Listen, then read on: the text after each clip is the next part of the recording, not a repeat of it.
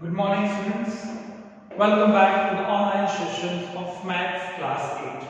I hope you and your family will be safe in this pandemic situation. So I just request you, don't go outside your homes unnecessarily. And if it should be necessary, have to go outside your home, use face mask covers, sanitizers with you, always wash your hand, and just specific time of interval up to 20 seconds. Stay home and stay safe. In the previous class of your mathematics, we were discussing about maybe comparing quantities. Today, we are discussing the new lessons. That is chapter number 9, which is algebraic expressions and identities. Now, already about the algebraic expressions, you have learned into the previous standards of 7 and 6 standard what is called algebraic expression. So, day-to-day life problems, whatever the problems that should be faces towards them, all have to be solved using the algebraic expressions and their different identities. But we have to be solved. So, which are the topics that we have to discussing in these chapters about the understanding what is algebraic expressions, how its identities that can be used, how we can represent the formations onto the number line.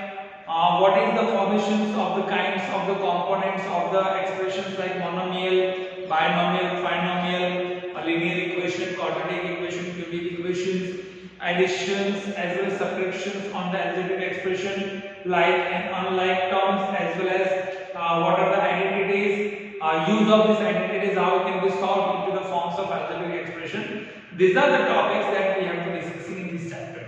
So, algebraic expressions that generally are formed with the variable and constants.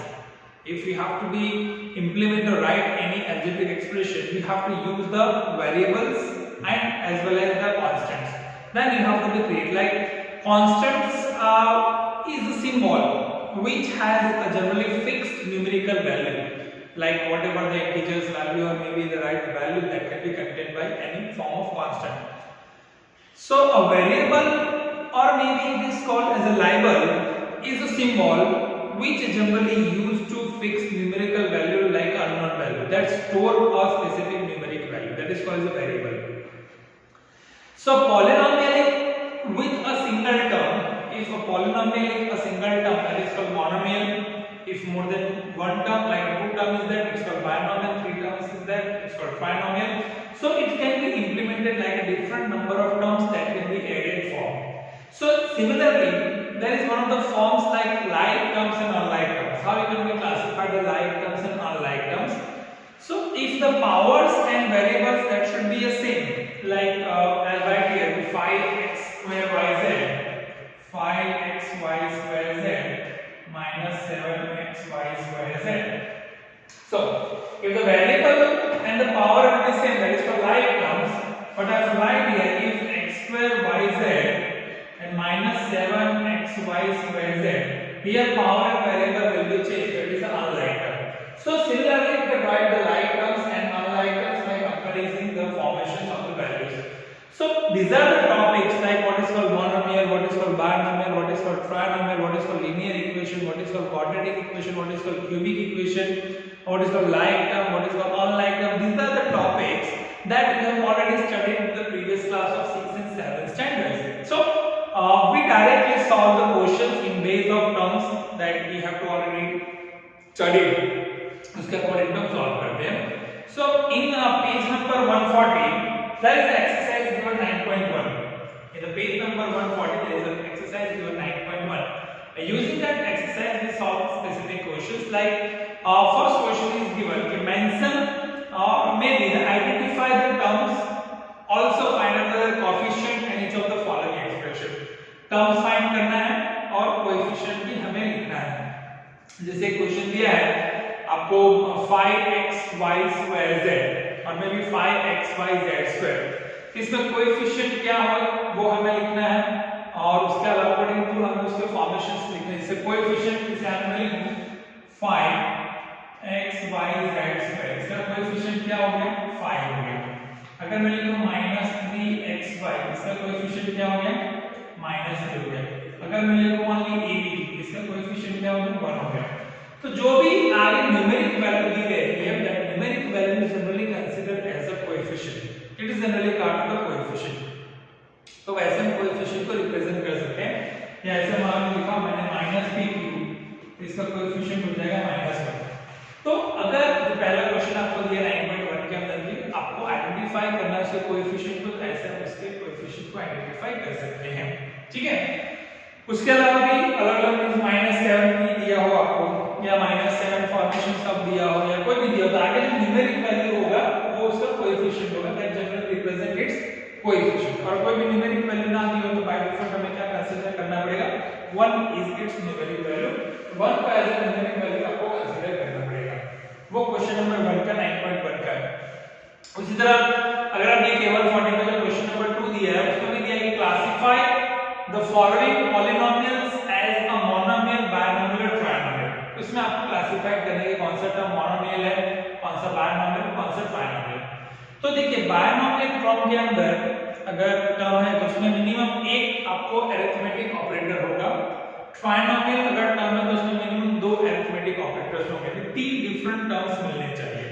तो अगर 3 different terms को अगर classified करना है 3 अलग-अलग, तो उसमें 2 mathematical operator होंगे, तो plus minus minus minus plus plus whatever 2 terms वहां पे होने चाहिए। तो जैसे इसका आपको क्वेश्चन दिया है उसमें मोनोमियल टर्म क्या है, बायनोमियल टर्म क्या है, ट्रायनोमियल टर्म क्या है, तो मैं पहले मोनोमियल टर्म लिख देता हूं। मोनोमियल टर्म, सो मोनोमियल टर्म्स जो होते हैं उसमें केवल सिंगल टर्म होता है, उसमें एक भी मैथमेटिकल ऑपरेटर नहीं होता। जैसे यहां पे एक नंबर दिया आपको 1000 और दूसरा आपको दिया है PQR, ये दोनों टर्म्स जो है इन दोनों टर्म्स के अंदर आप देखेंगे दोनों में एक सिंगल टर्म, कोई भी मैथमेटिकल ऑपरेटर नहीं है, तो ये मोनोमियल है। वैसे दूसरा अगर आप देखेंगे दूसरा क्लासिफिकेशन आपको दिया है बायनोमियल का। बायनोमियल का क्लासिफिकेशन अगर मुझे करना है, if I want to make the classification of binomial, तो इसमें मिनिमम 2 टर्म्स होंगे, like x plus y 5x square y minus 7xy square, है ना। मिनिमम आपको 2 टर्म्स वहां पे मिलने चाहिए, जैसे 2p plus 2q। सो 2 टर्म्स अगर है तो उसके लिए सेपरेट क्या करना है, एक मैथमेटिकल ऑपरेटर उसको सेपरेट करता है, तो इसका बायनोमियल कहते हैं। अब मान लीजिए हमारे पास ट्रायनोमियल टर्म है, हैविंग अ ट्रायनोमियल, ट्रायनोमियल को 3 टर्म्स कहते हैं। ट्रायनोमियल में हमारे पास 3 टर्म्स होने चाहिए, like 7 plus y plus 5x, 9y minus 7z plus 6x, ठीक है। तो ऐसे 3 टर्म्स होंगे, तो उसमें 2 आपके मैथमेटिकल ऑपरेटर्स होंगे। तो ऐसे जो टर्म्स है जिसमें सिंगल टर्म है तो मोनोमियल है, 2 टर्म्स है तो बायनोमियल है, 3 टर्म्स है तो ट्रायनोमियल है, ऐसे आप इस टर्म्स को इजीली क्लासिफाई कर सकते हैं अकॉर्डिंग टू मोनोमियल, बायनोमियल, ट्रायनोमियल के टर्म्स में, ठीक है। ये क्वेश्चन नंबर 2 था आपका। चलिए अब हम मूव करते हैं क्वेश्चन नंबर 3 में, जो आपका 9.1 एक्सरसाइज में ही है। उसमें हमें दिया है एडिशन के बारे में, ऐड करना है कि ऐड द फॉलोइंग सेंटेंसेस। तो क्वेश्चन नंबर 3 जो हम सॉल्व करेंगे वो हमें ऐड करना है, जो अभी आपके वर्कशीट में भी आया है वो क्वेश्चंस ऐड हमें करना है क्वेश्चन नंबर 3 के अंदर। पहला क्वेश्चन, अब एडिशन करने के लिए जैसे आपको यहाँ पे क्वेश्चन दिया है कि AB minus BC, AB minus BC ये पहला टर्म है। एक टर्म आपको ऐसा दिया है AB minus BC, दूसरा दिया है BC minus C है, BC minus C, ठीक है। और तीसरा टर्म जो दिया है वो है CA minus AB, ऐसे 3 अलग-अलग टर्म्स दिए हैं आपने। अब इन तीनों टर्म्स को क्या करना है, आपको तीनों टर्म्स को आपको ऐड करना है, you have to add the specific terms. अभी कभी भी आप जब एडिशन करें तो एडिशन करते समय जो टर्म सेम है उसके एक दूसरे के नीचे ही आपको लिखना पड़ेगा। जैसे यहां पर मैं लिखता हूं AB minus BC, पहला टर्म, ठीक है। उसमें मुझे क्या ऐड करना है, BC minus CA, क्या ऐड करना है, BC minus CA, BC minus CA, जो टर्म BC है उसके नीचे BC को ही लिखेंगे, ठीक है। थर्ड टर्म है CA minus AB, CA minus AB, हां। तो CA minus AB अगर आपको लिखना है यहाँ पे, तो जो AB का टर्म है उसके नीचे आपको AB लिखना है क्योंकि माइनस AB है, BC का टर्म नहीं है तो 0 लिखिए और प्लस CA लिखिए। यहाँ पे टर्म नहीं है तो इसको 0 लिख दीजिए, यहाँ पे भी 0 लिख दीजिए, जो टर्म नहीं है वहां पे 0 लिख के पहले से लिखिए।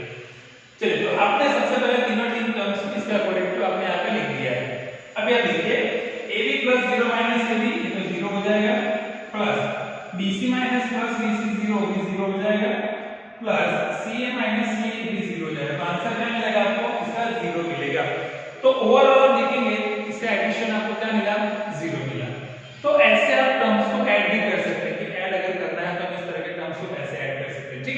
चलिए सेकंड क्वेश्चन इसको सॉल्व करते हैं, तो एडिशन कैसे करना है और क्लियर होगा। सेकंड क्वेश्चन का जो टर्म दिया है वो दिया है a minus b plus ab, a minus b plus ab, ये पहला टर्म आपको दिया है। दूसरा दिया है b minus c plus bc, b minus c plus bc, ये आपको दूसरा टर्म दिया है। तीसरा टर्म दिया है c minus a plus ac, c minus a plus ac, ठीक है। ऐसे हमारे पास तीन टर्म्स दिए हुए हैं। अब ये तीनों टर्म्स को मुझे ऐड करना है। पहले तो जो मेरा टर्म है वो मैं लिख दूंगा यहाँ पे a minus b plus a, first term मैंने लिख दिया है, ठीक है। अब जो टर्म जिसके नीचे सेकंड है b minus c plus bc, तो b, ठीक है। अभी c और bc आपके पास नहीं है, you don't have in c minus c और bc, यानी लिख दीजिए plus 0 0 minus c plus bc। जो टर्म जिसके नीचे नहीं है वो आप उसके हिसाब अप्लाई कर दीजिए। फिर माइनस a है, यहाँ पे माइनस a, फिर प्लस c है तो plus c plus ac, ac नहीं है तो आप यहाँ पे ac लिख दीजिए, ac आप लिख दीजिए, ठीक है। सारे टर्म्स आपने लिख दिए। माइनस a प्लस से 0 हो जाएगा, माइनस b प्लस b 0 हो जाएगा, प्लस ab हो जाएगा, प्लस c माइनस c 0 हो जाएगा, प्लस bc हो जाएगा, प्लस ac रहेगा। तो रिमेनिंग टर्म आपको क्या मिला, ab plus bc plus ac, ab plus bc plus ac, ये आपको क्या मिला, उसका एडिशन मिला। तो जब भी कोई भी दो टर्म्स को आप ऐड कर रहे हैं तो खास ध्यान रखें कि उसके टर्म्स को उसके अकॉर्डिंग टू अरेंज करें। तो ये एडिशन के बारे में हो गया। चलिए, तो अभी उसके बाद जो नेक्स्ट क्वेश्चन दिया है 9.1 के अंदर, वो आपको सबट्रैक्शन के बारे में दिया है, उसको सॉल्व करते हैं। कैसे सॉल्व करते हैं subtraction, same as it is method से हमें सबट्रैक्शन को भी सॉल्व करना है। We have to make a subtraction by this method. तो जो क्वेश्चन नंबर 4 है उसको हम सॉल्व करते हैं by using subtraction. Question number 4, subtraction. Subtraction हमें करना है दो नंबर्स के बीच में, उसका एक आध एग्जांपल लेते हैं तो आपको अच्छे से समझ में आ जाएगा कि सबट्रैक्शन कैसे करना है। तो इसे सबट्रैक्शन करने के लिए दिया है 4a minus 7ab plus 3b, 4a minus 7ab plus 3b plus 12 from, ठीक है।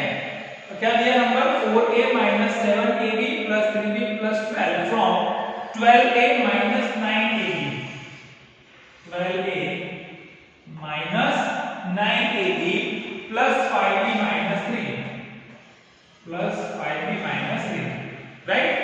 अब इन दोनों का मुझे सबट्रैक्शन करना है।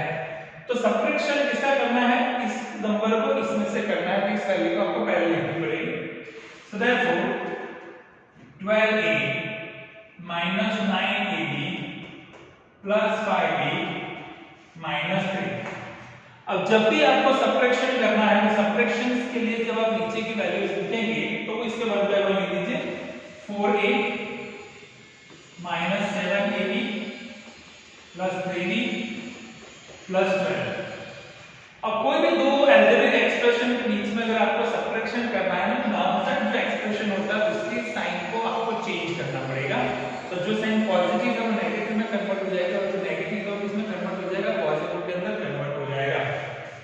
माइनस प्लस माइनस माइनस, तो 12a माइनस 4a कितना होगा, 8a minus 9ab plus 7ab minus 2ab plus 5b minus 3b plus 2b minus 3 minus 12 minus 15। तो सबट्रैक्शन का आंसर क्या मिलेगा आपको, 8a minus 2ab plus 2b minus 15। By using this terms you can easily subtract the numbers.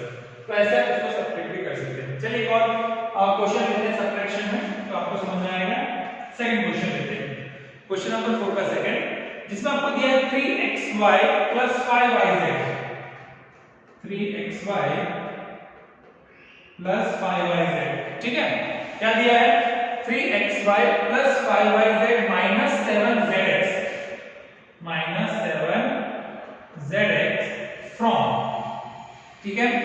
इस equation को आपको किसमें से सबट्रैक्ट करना है, 5xy माइनस 2yz, इसमें से सबट्रैक्ट करना है 5xy minus 2yz minus 2zx plus 10xyz, ये नंबर आपको दिया है प्लस 10xyz, उसमें से इस नंबर को आपको सबट्रैक्ट करना है। तो यहाँ पे आपके पास 3 नंबर है, इस तरफ आपके पास 4 नंबर है, तो उसमें से सबट्रैक्ट करना है। तो पहले लिख दीजिए 5xy minus 2yz minus 2zx plus 10xyz, ठीक है। उसके बाद वैल्यू लिख दीजिए 3xy plus 5yz minus 7zx plus, वहां पर 10xyz के नीचे कोई भी वैल्यू नहीं है तो आपको 0 वहां पे लिखना पड़ेगा 0। अब इन दोनों के बीच में हमें क्या करना है, सब्ट्रैक्शन करना है। तो सब्ट्रैक्शन करना है तो डाउनसाइड वैल्यूज है, डाउनसाइड वैल्यूज की इक्वेशंस जो होंगी नेगेटिव पॉजिटिव आपको चेंज करना पड़ेगा। ये positive negative positive negative negative positive positive negative, ठीक है, साइन आपको चेंज करना होगा सब्ट्रैक्शन के लिए। तो 5xy minus 3xy हो जाएगा 2xy minus 2yz minus 5yz minus 7yz minus 2zx plus 7zx 5zx plus 10xyz minus 0 plus 10xyz। तो जिस टर्म को सब्ट्रैक्ट करना है उस टर्म को एक दूसरे के पैरेलली आपको लिख के वो सारा टर्म को सब्ट्रैक्ट करना होगा। That is about the question number 4। Clear? ये जो था आपका एक्सरसाइज जो 9.1 था उसका बेसिस में था कि कैसे टर्म्स को आप ऐड कर सकते हैं, कैसे सब्ट्रैक्ट कर सकते हैं, कैसे कौन सा टर्म मोनोमियल है, बायनोमियल है, ट्राइनोमियल ऐसे क्लासिफाई कर सकते हैं, या कौन से टर्म्स के अकॉर्डिंग टू आप उसके कोएफिशिएंट को लिख सकते हैं। अभी क्या होता है कि जैसे डिग्री हमें लिखना हो, किसी भी टर्म्स की डिग्री अगर मुझे आइडेंटिफाई करनी हो तो जो पॉलिनोमियल्स आप लिखते हैं उस पॉलिनोमियल्स का जो मैक्सिमम पावर होता है वो उसकी डिग्री से रिप्रेजेंट किया जाता है। मान लीजिए पॉलिनोमियल को p से रिप्रेजेंट करें तो पॉलिनोमियल इन variable x 3xy square minus 6y plus 9x cube minus 10z, ऐसे इक्वेशन में लिखा। अब इस इक्वेशन के अंदर किस टर्म का मैक्सिमम पावर है, मैक्सिमम पावर है 3। तो जो उस टर्म्स का मैक्सिमम पावर होता है वो उस पॉलिनोमियल का डिग्री से रिप्रेजेंट होता है। इस पॉलिनोमियल का डिग्री कितना होगा, 3 होगा, कि जो मैक्सिमम पावर जिस टर्म का होगा that is represent as the degree of polynomial, ठीक है। तो अभी जो हम इंप्लीमेंटेशन करेंगे उसमें हमें यही सब जो 9.2 जो हमारा एक्सरसाइज होगा उसको अकॉर्डिंग टू ऐसे ही हमें सॉल्व करना है इंप्लीमेंटेशन। तो अभी हम मूव करते हैं पेज नंबर 143 पे आपके टेक्स्ट बुक के अंदर जो आपका एक्सरसाइज है 9.2, पेज नंबर 143 पे हम मूव करते हैं एक्सरसाइज दैट इज 9.2। उसमें भी ऐसे ही टर्म्स हम यूज कर रहे हैं, एकदम इजी चैप्टर है ये, केवल आपको फार्मूलाज आइडेंटिटीज पता होने चाहिए तो आप इजीली सारे क्वेश्चंस को सॉल्व कर सकते हैं। It's a very easy chapter, only we have to remember कि कौन सा फार्मूला कहां पे अप्लाई करना है और उसके अकॉर्डिंग टू आप उसको सॉल्व कर सकते हैं। चलिए, तो 143 पे जो है वो है एक्सरसाइज 9.2। अब एक्सरसाइज 9.2 इसमें पहला क्वेश्चन को आप ध्यान से देखिए, फर्स्ट क्वेश्चन जो दिया है उसको हम सॉल्व करते हैं। एक्सरसाइज 9.2 का पहला क्वेश्चन, सो आ जाएगा find the product of following pairs of monomial. Product हमें फाइंड करना है, इससे पहला दिया 4 और 7 दिया, find product. Product is means multiplication, right, find product. Product मतलब होता है मल्टीप्लिकेशन। फर्स्ट इज गिवन 4 और 7 भी, 4 और 7 भी ऐसे दिया हुआ है आपको, इन दोनों को मल्टीप्लाई करना है आपको। 4 into 7p क्या हो जाएगा 28p। जो प्रोडक्ट फाइंड करना है उसमें आपको केवल मल्टीप्लाई करना है। मान लीजिए दो नंबर दूसरा दिया है -4p और 7p, ऐसा नंबर आपको दिया है। इन दोनों का प्रोडक्ट अगर मुझे फाइंड आउट करना है तो -4p into 7p, 7 into -4 -28p into p square -28p square, ऐसे आप इसको लिख सकते हैं। मान लीजिए अगर क्यूब के फॉर्म में दिया हो 4p क्यूब एंड 3p, ऐसा नंबर आपको दिया है 4p क्यूब एंड 3p, इसका मुझे प्रोडक्ट फाइंड करना है मोनोमियल का। सो 4p cube into 3p, 4 3 12, p cube into p raised to 4, क्योंकि दो टर्म्स अगर सेम हो तो उसका पावर हमेशा एडिशन होता है, अगर मल्टीप्लिकेशन के फॉर्म में हो तो इसका इंडेक्सेस का कॉन्सेप्ट आपको पता है, तो ऐसे आप फाइंड कर सकते हैं प्रोडक्ट को। तो ये आपका जो है 9.2 का क्वेश्चन नंबर 1 दिया है।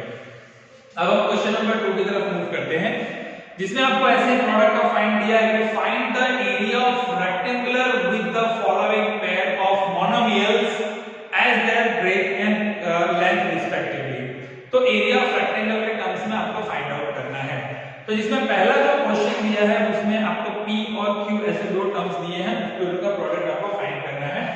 सो क्वेश्चन नंबर 2, उसका पहला हम यूज करते हैं that is for P and Q। ऐसा एक टर्म आपको दिया है और इसका एरिया जो है उसको रिस्पेक्टिवली लेंथ और ब्रेथ के फॉर्म में हमें कंसीडर करके सॉल्व करना है। तो यहां पे सपोज कर लेंगे लेंथ जो हो जाएगा वो P हो जाएगा और ब्रेथ जो है वो Q हो जाएगा। ब्रेथ जो है वो क्या हो जाएगा, Q हो जाएगा। अब एरिया ऑफ रेक्टेंगल का फॉर्मूला आपको पता ही है कि area of rectangle is equal to L into B, तो हो जाएगा P into Q। और एरिया जो होता है वो हमेशा यूनिट स्क्वायर के अंदर होता है, यूनिट नहीं दिया है, अब इसका यूनिट स्क्वायर लिख दीजिए। तो PQ यूनिट स्क्वायर ये उसका आंसर हो जाएगा। मान लीजिए एक और क्वेश्चन यहां पे दिया है जिसमें दिया है 20x² और 5y²। तो ऐसा ही क्वेश्चन दिया है 20x² और 5y², ऐसा आपको क्वेश्चन दिया है। So area is equal to what, L into B, L into B। इसको लेंथ सपोज कर लेंगे 20x², breath 5y², 25 is 100, x² y², unit नहीं दिया है तो यूनिट स्क्वायर, सेंटीमीटर होता तो सेंटीमीटर स्क्वायर, मीटर होता तो मीटर स्क्वायर, ऐसा इसको लिख सकते थे। तो जो 9.2 में जो एक सेकंड क्वेश्चन में दिया है, सेकंड क्वेश्चन के अंदर हमें इस तरह के क्वेश्चंस को सॉल्व करने हैं जिसमें एरिया ऑफ रेक्टेंगल का जो फार्मूला है तो भी वो हमें इंप्लीमेंट करना है। चलिए ये हो गए दो questions. Let's move on to the question number 3। 9.2 का जो थर्ड क्वेश्चन है उसको हम सॉल्व करते हैं। उसमें आपको एक टेबल दिया हुआ है टेक्स्ट बुक के अंदर और उस टेबल के अंदर हमें क्या करना है, मल्टीप्लाई करके प्रोडक्ट जो है उसकी वैल्यूज को लिखना है। जो टेबल दिया है उस टेबल के अंदर वैल्यूज को मल्टीप्लाई करके प्रोडक्ट को 1 by 1 लिखना है। मैं इन दो क्वेश्चन को सॉल्व करता हूं। Question number 3। अब क्वेश्चन नंबर 3 के अंदर यहां पे लेफ्ट आपको कॉलम और रो के अंदर अलग-अलग वैल्यूज दी है। जैसे यहां एक वैल्यू दिया है 2x, मैं दो वैल्यू लिख देता हूं। एक 2x दिया है, ठीक है, और एक वैल्यू दिया है -5 है। मैं दो ही वैल्यू कंसीडर करता हूं, 2x और -5 है। अब ये जो वैल्यूज है इसकी वैल्यूज अलग-अलग तरीके के वैल्यू से आपको मल्टीप्लाई करने को दिया है, उसको अलग-अलग नंबर से मल्टीप्लाई करने को दिया है। जैसे पहले दिया है 2x से मल्टीप्लाई कीजिए, ठीक है, पहले किससे मल्टीप्लाई कीजिए 2x से, दूसरा मल्टीप्लाई कर दीजिए -5y से, ठीक है। ऐसे अलग आपको कॉलम दिए, फिर 3x² दिया है, फिर -4xy दिया है, 3x² -4xy, ठीक है। एक और टर्म्स को भी आप यूज कर सकते हैं, वहां पे 7x² दिया है, 7x²y। एक और टर्म दिया है उसको हम ले ही लेते हैं, आपको आईडिया आ जाएगा कैसे सॉल्व करना है। लास्ट जो दिया -9x²y² दिया है, -9x² और y², ठीक है। तो हमें 1 by 1 इसको मल्टीप्लाई करके जो ब्लैंक्स है उसको हमें फिल अप करना है। एक और अगर ब्लैंक्स लेना चाहे तो नीचे 3x² है, आप 3x² को लिख सकते हैं। सेम नंबर से आपको मल्टीप्लाई करना होगा तो आपको आईडिया आ जाएगा। चलिए मैं कोई भी दो टर्म्स को यहां पे सॉल्व कर देता हूं।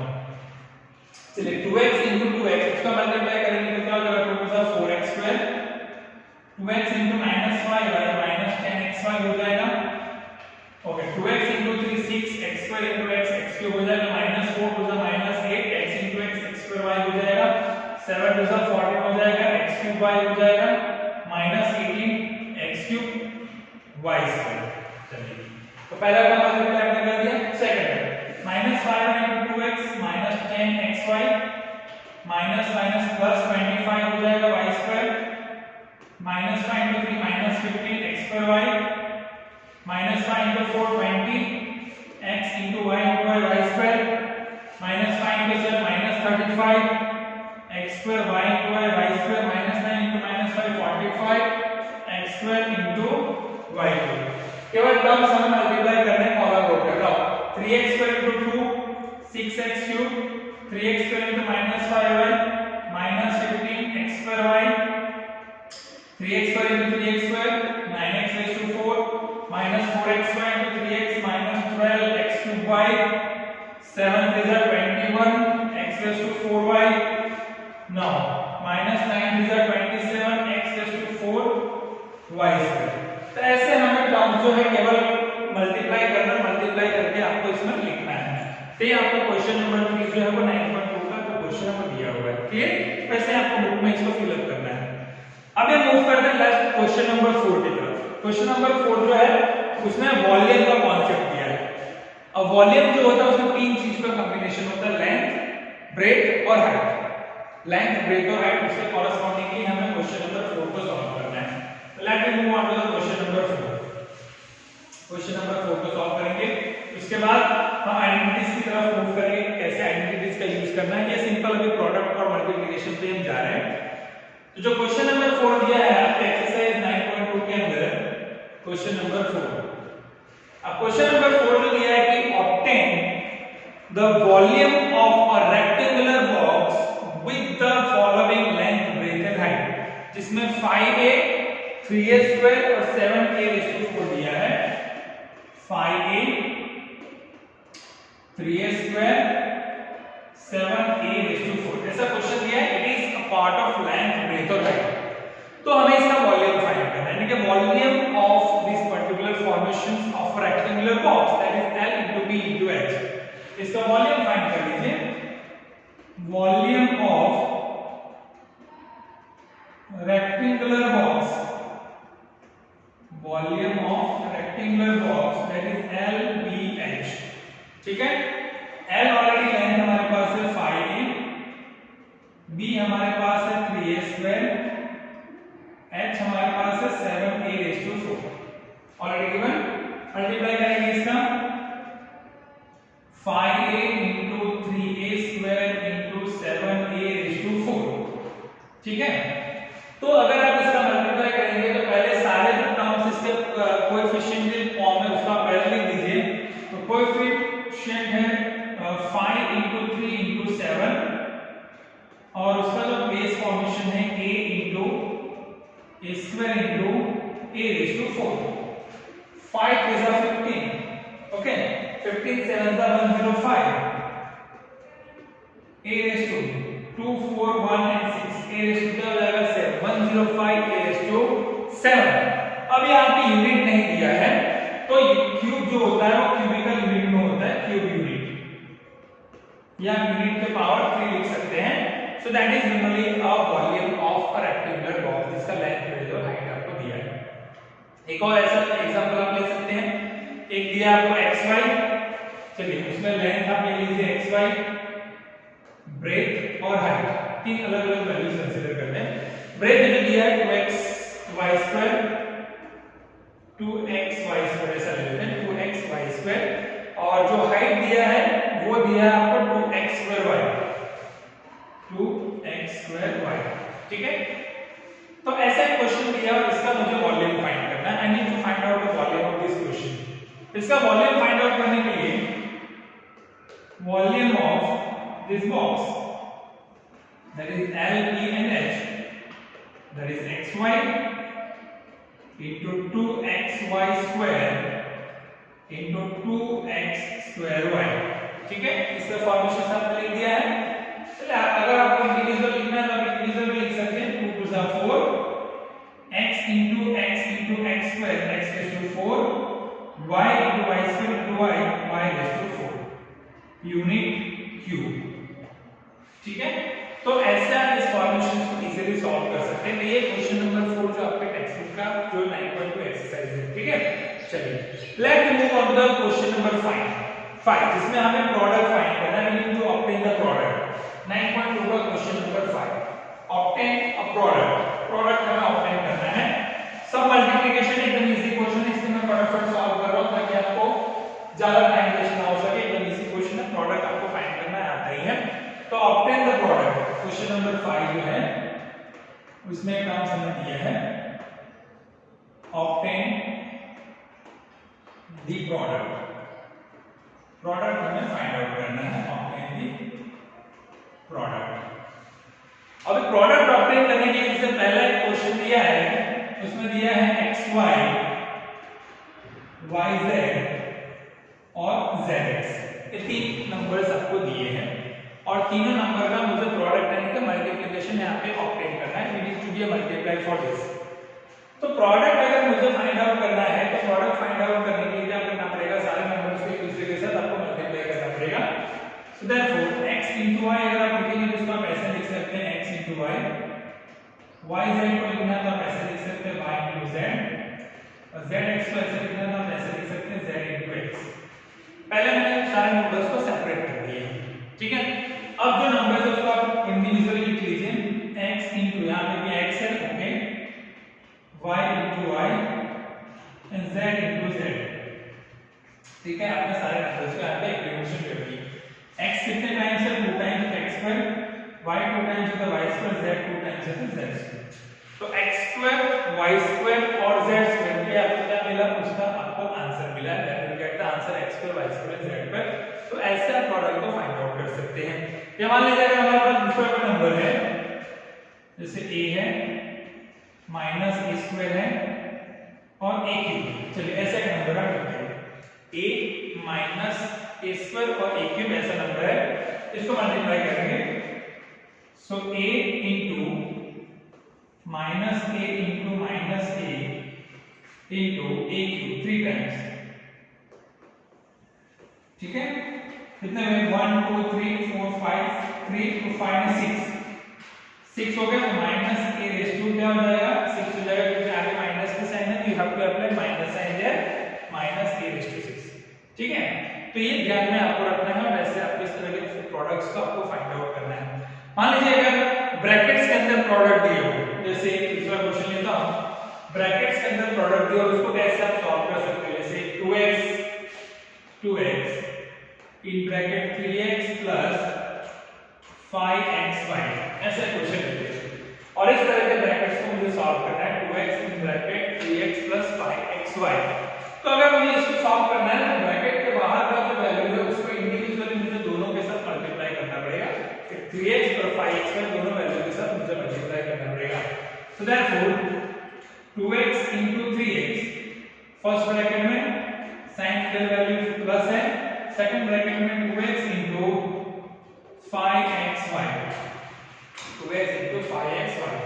so 2x into 3x 6x square plus 2 into 5 10x into x x square y, इसका मल्टीप्लिकेशन क्या मिलेगा, 6x square plus 10x y x square y, ठीक है। ये आपका जो था वो एक्सरसाइज 9.2 के बीच में था कि कैसे आप प्रोडक्ट को इंप्लीमेंटेशन कर सकते हैं। अभी हम मूव करते हैं पेज नंबर 146 पे जो दिया है एक्सरसाइज 9.3। अभी जो हमें मूव करेंगे 146 एक्सरसाइज 9.3 के फॉर्म्स को सॉल्व करेंगे। Let me move on to the 9.3। सारे इजी क्वेश्चंस हैं, एकदम इजी चैप्टर दिए ये, फटाफट आपको आ जाएगा, केवल मल्टीप्लाई करना है और आइडेंटिटीज जो है उसको याद रखना है आपको। चलिए 9.3 में फर्स्ट क्वेश्चन को सॉल्व करते हैं जो पेज नंबर 146 पे आपको दिया है। First question, the first question is given that carry out the multiplications of the expression in each of the following pairs, okay। इसमें पहला दिया 4p और q plus r, पहला दिया है 4p और q plus r। तो हमें क्या करना है, इसका मल्टीप्लिकेशन करना है इन दोनों वैल्यूज का। तो q plus r जो है वो बायनोमियल टर्म और 4p जो है वो मोनोमियल टर्म है। तो हमें इसको सबसे पहले तो 4p into q plus r इस टर्म्स का अकॉर्डिंग टू आपको लिखना पड़ेगा 4p in bracket q plus r। अब एक q plus r को 4p के साथ मुझे क्या करना है, मल्टीप्लाई करना है। तो फर्स्ट 4p into q करेंगे, मिडिल टर्म प्लस तो प्लस करेंगे और 4p into r करेंगे, ठीक है। 4p into r। अब इसको मल्टीप्लाई करेंगे तो 4p into q हो जाएगा 4pq plus 4p into r हो जाएगा 4pr। आंसर क्या मिलेगा, 4pq प्लस 4pr मिलेगा आपको, ठीक है। मान लीजिए ऐसा ही दूसरा क्वेश्चन लेते हैं कि q ऐसा ही ab और ब्रैकेट में a माइनस b ऐसा लेते हैं। चलो ab और a माइनस b ऐसा एक प्रोडक्ट को मल्टीप्लाई करते हैं। तो इसको मल्टीप्लाई करने के लिए सबसे पहले तो ab is multiply with the bracket a minus b binomial terms के हिसाब से आप उसको मल्टीप्लाई करेंगे। अब ये दोनों टर्म्स को आप मल्टीप्लाई कर लीजिए। सो ab into a in one bracket minus दूसरे ब्रैकेट में ab into b। आंसर क्या मिलेगा? ab into a मिलेगा a square b minus a into b into b ab square। Answer मिलेगा a square b minus ab square। तो जो terms को आप जिससे मल्टीप्लाई कर रहे हो वो आपको वैल्यूज को यहाँ पे आपको लिखना पड़ेगा। तो that is the question number 1 of your exercise 9.3। चलिए सेकंड क्वेश्चन में ऐसा ही फॉर्मेशन और मल्टीप्लिकेशन का दिया है, जो आप देखिए ब्रैकेट्स के अंदर वैल्यू दिया है, दो एक्सप्रेशन अलग अलग दी और दोनों एक्सप्रेशन का आपको प्रोडक्ट फाइंड आउट करना है। जैसे पहला क्वेश्चन दिया उसमें a और दूसरे में दिया b plus c plus d। ऐसे तो अलग अलग एक्सप्रेशन है और इन दोनों एक्सप्रेशन का मुझे प्रोडक्ट फाइंड करना है। तो प्रोडक्ट फाइंड करने के लिए a इनटू सेकंड ब्रैकेट जो एक्सप्रेशन का है b plus c plus d, right. So individually सबको मल्टीप्लाई करेंगे आप। a को मल्टीप्लाई कर दीजिए तो ab हो जाएगा, प्लस के साइन मतलब प्लस, a को मल्टीप्लाई कीजिए c c हो जाएगा, प्लस के साइन मतलब प्लस, a into d कर दीजिए तो ad हो जाएगा। That is the simple product. मान लीजिए अगर दूसरा क्वेश्चन लेते हैं कि x plus y minus 5, x plus y minus 5 और इधर लेते हैं 5xy, 5xy ऐसा एक टर्म्स हम लेते हैं, उसको सॉल्व करते हैं। तो पहले तो x को आपको 5xy के साथ मल्टीप्लाई करना पड़ेगा, x into 5xy प्लस की साइन मतलब plus, y into 5xy, y को मल्टीप्लाई कर दीजिए 5xy के साथ, फिर नेक्स्ट माइनस है तो माइनस 5 को मल्टीप्लाई कर दीजिए 5xy के साथ, ठीक है। चलिए तीनों टर्म्स को 5xy के साथ इंडिविजुअल आपने मल्टीप्लाई कर दिया है। तो x into 5xy हो जाएगा 5x square y plus 5xy into y हो जाएगा 5xy square माइनस 5 5 25 xy। ये आपको आंसर मिलेगा। तो अगर आपको प्रोडक्ट्स फाइंड आउट करना है तो जो भी टर्म्स दिया है उस टर्म्स को इंडिविजुअली सारे ब्रैकेट्स में जितने भी वैल्यू है उसके साथ मल्टीप्लाई करके आपको उसको फाइंड आउट करना पड़ेगा। थोड़ा सा डिफिकल्ट जाते हैं, जो क्वेश्चन नंबर 3 में दिया है प्रोडक्ट्स वो हम फाइंड आउट करते हैं। 9.3 का क्वेश्चन नंबर 3 जो ऐसे आपके जो पावर्स दिए होंगे वेरिएबल्स के, उस वेरिएबल्स के पावर के अकॉर्डिंग टू आपको उसको फाइंड आउट करना है। तो क्वेश्चन नंबर 3 भी जो है वो प्रोडक्ट के बेस पे उसको सॉल्व करते हैं। क्वेश्चन नंबर 3, फाइंड प्रोडक्ट ही फाइंड करना है, बट उसमें आपका पावर्स और जो कोएफिशिएंट का टर्म है वो थोड़ा सा अलग उसके अंदर होगा। Find the product. इसका फर्स्ट क्वेश्चन जो दिया है फाइंड द प्रोडक्ट वो आपको दिया है a स्क्वायर, पहला फॉर्मेशन जो है वो है a स्क्वायर। ओके, अभी इसको आपको मल्टीप्लाई करना है 2a रेज़ टू 22 के साथ, 2a रेज़ टू 22, ठीक है।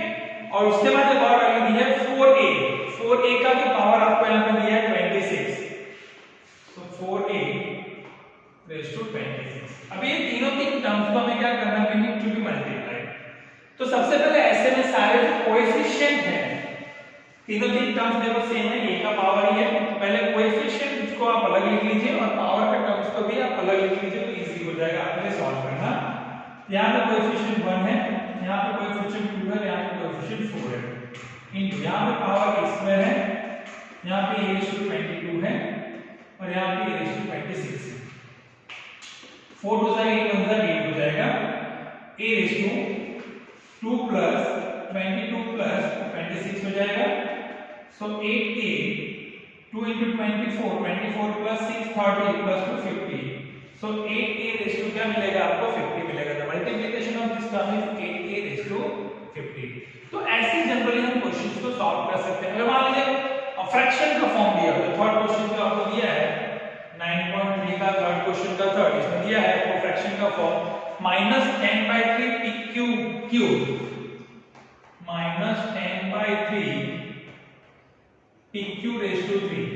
First term -10/3, the power of the cube terms is 3 and the coefficient is also in the form of p.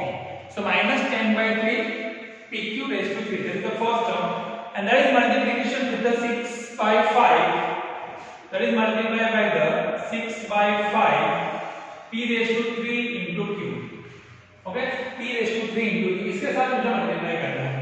अब ये जो दोनों प्रोडक्ट्स जो दिए हैं दोनों प्रोडक्ट्स के लिए पहले जो कोएफिशिएंट है, कोएफिशिएंट को पहले लिख लेंगे, coefficient that should be separated. Coefficient को पहले लिख लीजिए -10/3 into 6/5 power p q3 and p q q. These are the powers that they are divided. Now making the subtraction here, 3 to the 6, 5 to the 10, it should be -4. -2 into 2 -4. And here is the value p raised to 3, it should be 1 plus 3 and q raised to 3 plus 1. So -4, p raised to 4 and q raised to 4. You get the easily multiplication by the product of these numbers. So you can easily multiply the numbers which is given in the form of coefficient as well as you can write into the powers which are in a specific powers and the values. You can easily implement the sections. Right? So let me move on to the next question number 4. That is of exercise 9.3. Let me move on to the question number 4. Question 4 की तरफ move करते हैं and then we move ahead from the other exercise of the questions. So जो question number 4 जो दिया है आपको 9.3 के अंदर उसमें भी आपको सिंपलीफाई करने को दिया है। Question number 4 it is a part of simplify. Simplify हमें करना है इस नंबर को सिंपलीफाई। एक क्वेश्चन लेते हैं सिंपलीफाई में। आपको फर्स्ट क्वेश्चन दिया है और उसमें इक्वेशन दिया है 3x in bracket 4x minus 5, 3x in bracket 4x minus 5 plus 3 ऐसा एक टर्म्स दिया हुआ है और उसमें हमें x is equal to 3 value find करनी है। x equal to 3 और x equal to 1/2 पे find value at x equal to 3 and x equal to 1/2। इससे हमें वैल्यूज को फाइंड आउट करना है। तो पहले तो मुझे इस ब्रैकेट्स को मल्टीप्लाई करके इसको सिंपलीफाई ले लेना पड़ेगा। 3x in bracket 4x minus 5 plus 3। ठीक है, आप डायरेक्टली 3 को भी रख के सॉल्व कर सकते हैं या ब्रैकेट्स को मल्टीप्लाई करके भी आप सॉल्व कर सकते हैं, जो भी इजी है आपके लिए। सो 3 2 4 4 into 3 12 x into x square minus 15x plus 3। okay, you will get the algebraic expression 12x square minus 15x plus 3। अभी x की जगह पे हमें 3 रखना है फर्स्ट, p of 3 12 into जहां x दिखे वहां पे आपको 3 अप्लाई करना होगा। we will apply 3 instead of x। so 12 into 3 का स्क्वायर 9 हो जाएगा minus 15 3 से 45 plus 3 हो जाएगा 12 9 से 108 हो जाएगा minus 45 plus 3 हो जाएगा। तो 108 plus 3 11 हो जाएगा तो minus 45 66 हो जाएगा। 111 minus 45 is equal to 66। तो ऐसे आप जनरली वैल्यूज को फाइंड आउट कर सकते हैं। ठीक है, आई होप कि आज का जो सेशन सभी आपने पढ़ा है कि what is the algebraic expressions, identities क्या है, कैसे उसको सॉल्व करना है, कैसे मोनोमियल फाइंड करना है, बायनोमियल ट्रायनोमियल कैसे आप उसको ऐड कर सकते हैं, सब्ट्रैक्ट कर सकते हैं, प्रोडक्ट को ऑपरेट कर सकते हैं, सिंपलीफाई कर सकते हैं। These are the topics that we have to learn today and these are the very easy topics, and whatever the question that is given into the illustrations you also have to try yourself, and the remaining questions whatever are given into the exercise just try and practice more and more and increase your knowledge by using different medium of learning. Okay students, so we will tomorrow be discussing about the more ahead of algebraic activities of exercise 9.4 and 9.5 that we will discussing on tomorrow's lecture. Only for the today's only 9.1 2 and 3 that we practice more and more this type of question which is available into your examples. So students, once again stay home, stay safe.